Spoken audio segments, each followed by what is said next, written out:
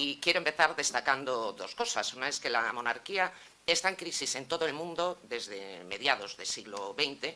Como régimen, como sistema político, está en crisis y tiende a desaparecer. Ya poco más se mantiene que en las monarquías del mundo árabe, que son regímenes autoritarios, y unas cuantas en Europa que consiguieron sobrevivir a la Segunda Guerra Mundial precisamente por posicionarse con el pueblo contra el nazismo. Fueron las que sobrevivieron, las que se posicionaron con el nazismo, se vinieron todas abajo, ¿no? Entonces, esto es algo que va con los tiempos. Ahora mismo las monarquías europeas, estamos oyendo también escándalos diversos, también tienen sus propias crisis y sus propios relevos generacionales, y es normal que en un contexto de democracia moderno vaya cayendo en la monarquía como sistema político en todas partes. No puede permanecer mucho más tiempo. Pero en el caso del español, en el caso de la monarquía española, esto es muchísimo más flagrante. La crisis de la monarquía española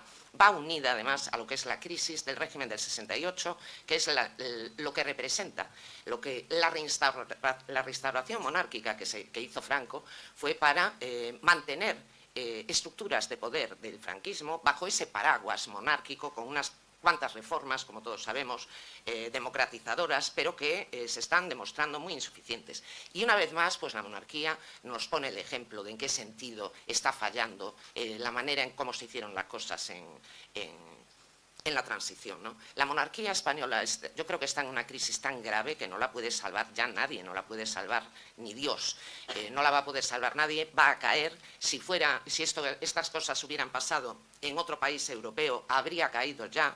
Incluso en España se está manteniendo el rey mucho como el Cid a caballo ya muerto, de una manera un poco artificial, en gran parte en los últimos tiempos también gracias a la pandemia. Si no, las movilizaciones en contra hubieran sido mucho más potentes y la clase política no se habría podido mantener tan callada. Y es una crisis en la que van a seguir aflorando cosas y no se va a poder sostener, yo creo que de ninguna manera. Otra cosa es lo que venga después, el horizonte republicano, ¿no?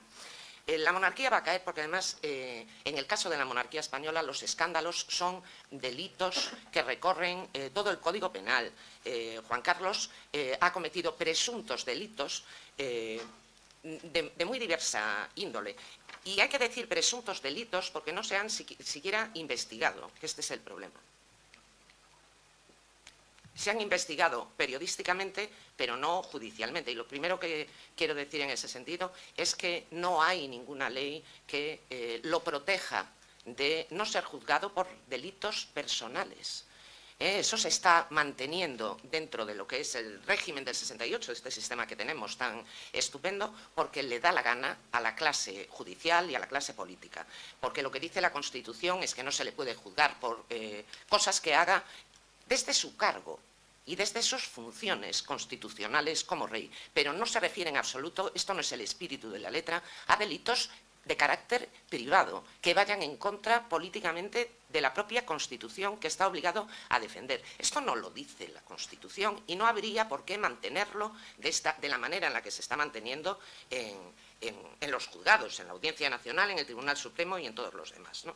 Entonces, hay un montón de delitos no investigados que voy a repasar, unos cuantos muy graves, pero que todos conocemos, porque estos se han convertido en escándalos periodísticos, ya digo, pero no han llegado a los juzgados. El primero, seguramente por su relevancia, es el que tiene que ver con la organización de un golpe de Estado militar el 23 de febrero de 1981, que tuvo un papel muy importante, nunca aclarado y nunca investigado. No se le llamó ni a declarar en el juicio. No se tuvo en cuenta las peticiones de información que hacían los acusados en este sentido. Y toda la documentación que rodea ese juicio, ese caso, los acontecimientos del 23 de febrero de 1981 sigue siendo secreto de Estado, que es otra de los ejes que permiten mantener este sistema de impunidad y de falta de democracia que estamos viviendo, ¿no?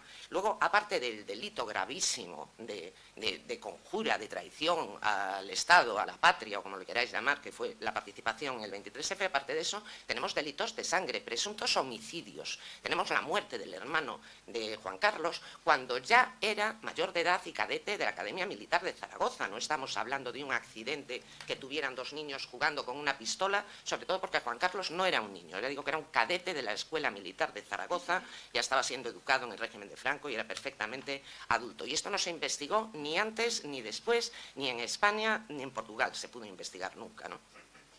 Hay otro caso que es el de la actriz Sandra Mozarowski, en 1977, una chica que trabajaba en el cine del Destape, muy guapa, que se sabía en los mentideros de la corte en Madrid que era una amante de Juan Carlos, se quedó embarazada, esto también se sabía que ella quería tener el niño, y que murió precisamente en ese contexto, en muy extrañas circunstancias, cayéndose ella sola del balcón de su casa, de un ático, en el que no había un peligro, mientras regaba las plantas, debió de llegar el viento y llevársela por encima y cayó del balcón, ¿no? Esto no se investigó nunca y lo decimos, lo contamos los periodistas, ya van muriendo además las personas que fueron testigos y amigos personales de Sandra y que sabían mucho más de la historia, pero ahí queda el caso sin investigar, ¿no? Y no sabemos si habrá más casos de este tipo. Luego también tenemos el delito de malversación de fondos públicos en varias ocasiones, pero por destacar solo un par de ellas que están ahora de actualidad. Es un delito de malversación de fondos públicos utilizar los fondos reservados para pagar un chantaje de una amante que le había grabado y que le había hecho fotos, el caso de Bárbara Rey, ¿no? Que ahora se discute si realmente se le pagó de los fondos reservados o no. Todo parece indicar que sí, aunque hay algunos desmentidos de gente involucrada en ese sentido, pero habría que investigarlo, cosa que está por hacer también. Y sabemos que también se le pagaron de forma irregular, delictiva, los gastos de mantenimiento de Corina en la finca del Pardo, de la Angorilla, a cargo de, en este caso, no fueron los fondos reservados, fue patrimonio nacional, ¿no? Bueno, estos son delitos muy graves pendientes de investigar. También está acusado, y acusado formalmente Juan Carlos, esto en un tribunal de Londres, de acoso y amenazas. Está acusado, está denunciado por Corina. Y esto no debería, después de saber lo de Sandra Mozarowski y de saber que también Bárbara Rey denunció que entraron en su casa, que asustaron a sus padres, que robaron cosas de su casa y que acusó directamente a colaboradores de Juan Carlos como Manuel Prado, personalmente él, de intervenir en esos actos de acoso y amenazas a Bárbara Rey, sabiendo estos antecedentes, lo de Corina nos suena tan ridículo y veremos lo que dicen al respecto los juzgados de Londres, que es los que tienen el caso encima de la mesa, porque en España sigue sin investigarse nada. Por supuesto, los delitos más conocidos de Juan Carlos, y no dejarán de salir cosas, son el tráfico de influencias y el cobro de comisiones ilegales. De esto sabemos mucho, desde hace mucho tiempo, van saliendo informaciones periodísticas. Yo ya en el primer libro ya hablaba mucho de esto, del tráfico de influencias, de cómo utiliza su posición de jefe del Estado para hacer negocios privados y cómo cobra comisiones por facilitar supuestamente negocios contratos a empresas españolas. Bueno, todo esto es ilegal, es corrupción con mayúscula y no se ha investigado jamás. Se estaba investigando ahora un poquito en Suiza, pero sí que sabemos por testimonios suficiente como para considerarlo un delito digno de abrirse, instruirse en un juzgado. Para estos negocios en los que, en estos tráfico de influencias, estos negocios que facilitaba como mediador, muchos tenían que ver con el tráfico de armas. Creo que en tu libro, Ernesto, hablas bastante de esto. No, es un tema específico que no he querido tocar. Lo digo por la parte previa que había salido, porque sí que hizo fortuna mediando en el negocio del tráfico de armas, eso lo sabemos en distintos momentos del reinado. Incluso no sabemos si Felipe estará continuando esa mediación de venta de armas a Arabia Saudita. no lo sabemos, porque desde que está Felipe el cambio que ha habido es que ese tema ha pasado a ser secreto de Estado y ya no se puede publicar, no se puede saber qué armas se le venden a Arabia Saudita y así nos ahorramos un montón de calentones, ¿no? Bueno, en todos estos negocios de mediación tan feos que tienen que ver algunos con obras públicas y por lo tanto, con la corrupción también en terceros países, robando dinero para comisiones que encarecen los precios de las obras públicas con fondos públicos en otros países, contaron con la colaboración de amigos, Juan Carlos, de amigos estupendos como Manuel Prado, como Corina, como los grandes banqueros españoles que colaboraron con Juan Carlos en todo momento para que luego colocara esos capitales a buen recaudo. Y esos amigos de Juan Carlos, que muchos de ellos acabaron en la cárcel, pues acabaron en la cárcel y acabaron mal, pero Juan Carlos salió de rositas y Felipe parece que lleva un camino que a mí me recuerda mucho, porque lleva ya 3 amigos íntimos condenados por corrupción, y de esto se está hablando yo creo que muy poco. Uno de ellos es el compi Yogi, que aparte de otras cosas más sórdidas estaba en la trama Gürtel. Otro es Pepote Ballester, José Luis Ballester, otro amigo de la infancia, que desde su puesto de consejero de deportes del gobierno balear ayudó a Urdangarín y estuvo juzgado por eso, aunque tratado como testigo protegido. Y aún tenemos otro caso, el de Kiko Sánchez Luna, otro amigo íntimo de Felipe, compañero de regatas, que también está involucrado en casos de corrupción en el contexto de los grandes escándalos de la Comunidad de Valencia, ¿no? Entonces, a mí lo más grave me parece que no se haya tomado ninguna medida para que Felipe no pueda seguir haciendo lo mismo, que no haya otros controles. Bueno, aparte de ganar mucho dinero con el tráfico de influencias y el cobro de comisiones, este dinero había que colocarlo a buen recaudo. Entonces, también tenemos los delitos de evasión fiscal y blanqueo de capitales, que es lo que ahora se supone que está investigando la Fiscalía y lo que está a punto de cerrar y lo que se está investigando en Suiza. Yo creo que lo que ha salido a la luz es una parte muy pequeña, ha salido una parte mínima de lo que se considera su fortuna privada escondida en distintos paraísos fiscales. Y podría ir apareciendo porque los paraísos fiscales cada vez están más limitados, ¿no? Entonces, si no es en España, sería en otros países.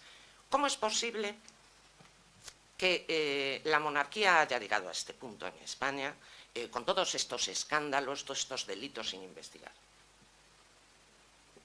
Esto no es fácil.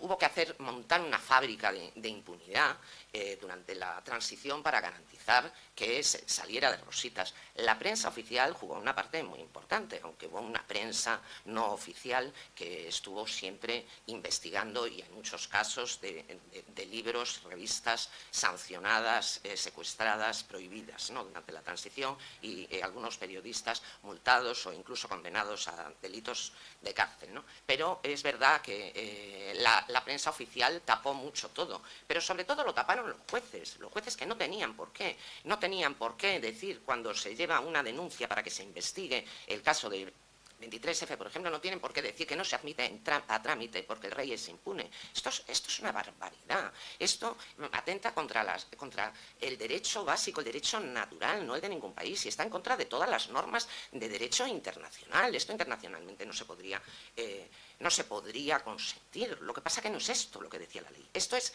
lo que hicieron los jueces españoles, pasaron de ser los mismos del Tribunal de Orden Público del franquismo, pasaron luego a la Audiencia Nacional y al Supremo, y siguieron controlando la casta judicial española, el acceso de futuros jueces a la profesión a través de la Escuela de Judicatura y de todo el control de acceso y el control de destinos y de ascensos dentro del mundo judicial. Pero también tiene mucha responsabilidad la clase política, porque la clase política, con la situación que tenemos actualmente con la monarquía, es momento de dar un puñetazo en la mesa y decir hasta aquí hemos llegado.